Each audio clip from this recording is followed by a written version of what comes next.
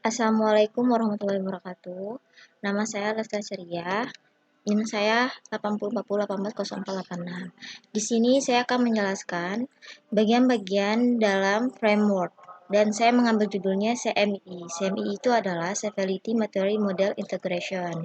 Apa itu CMI? CMI itu framework CMI merupakan singkatan dari Stability Material Model Integration. Merupakan model yang sudah terkenal secara global sebagai model referensi yang dikembangkan melalui best practices yang memberikan petunjuk untuk meningkatkan proses dapat memenuhi target bisnis dari suatu organisasi. Model ini dikembangkan oleh pakar di industri pemerintahan dan Software Engineering Institute atau SEI. CMII meningkatkan proses suatu organisasi dengan menunjukkan keuntungan, struktur, dari tujuan bisnis dan visinya. Suatu organisasi dapat mengkoordinasikan dan memprioritaskan metodologi SDM dan aktivitas bisnisnya melalui kerangka kerja yang diberikan oleh CMI. Kerangka kerja ini mendukung koordinasi antar aktivitas yang multidisiplin dan pemikiran sistematis.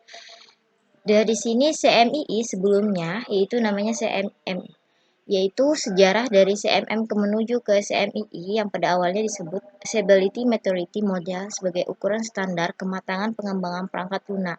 Memiliki sejarah panjang sebelum diterima secara global diawali oleh Walter Shedworth di tahun 1930 yang memulai penelitian tentang perbaikan proses dengan metode kontrol kualitas statistik yang kemudian semakin diperluas oleh W. Edward Demick, William Crosby, dan Joseph Juran di era 80-an.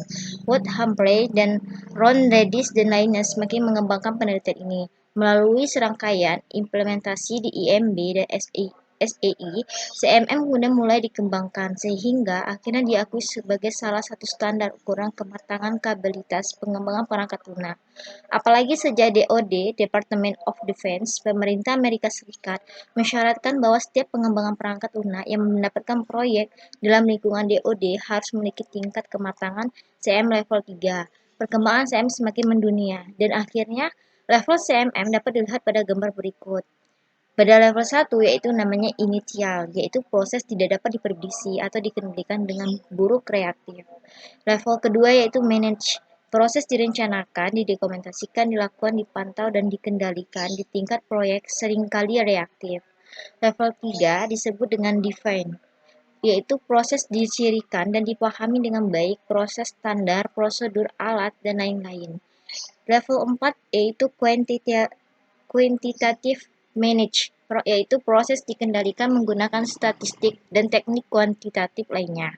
Di level 5, optimizing, yaitu kinerja proses terus meningkatkan oleh peningkatan teknologi incremental, inovatif.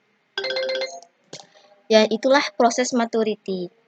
Di sini saya akan menjelaskan tingkat kedewasaan level 1, yaitu tingkat kematangan level 1 berkaitan dengan proses yang dilakukan.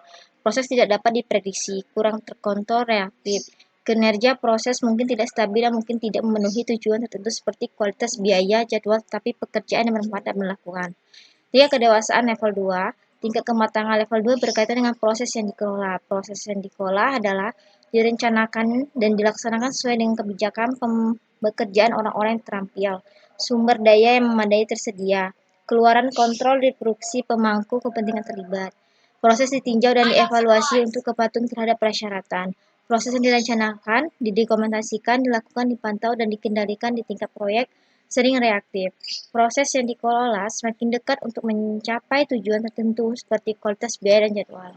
Nah, di sini yang CMM menuju ke SMI yaitu disebut dengan tingkat kedewasaan level 3. Nah, di kedewasaan level 3 itu tingkatan kematangan berkaitan dengan proses yang ditentukan. Proses yang didefinisikan adalah yang pertama didefinisikan dengan baik, dipahami, disebarkan, dan dijalankan di seluruh organisasi proaktif.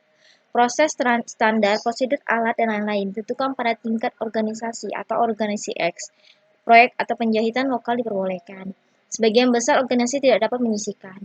Oke, dari sekian dari presentasi saya, semoga bermanfaat untuk pendengar dan yang mengetahui CMM menuju ke SMI-nya. Terima kasih.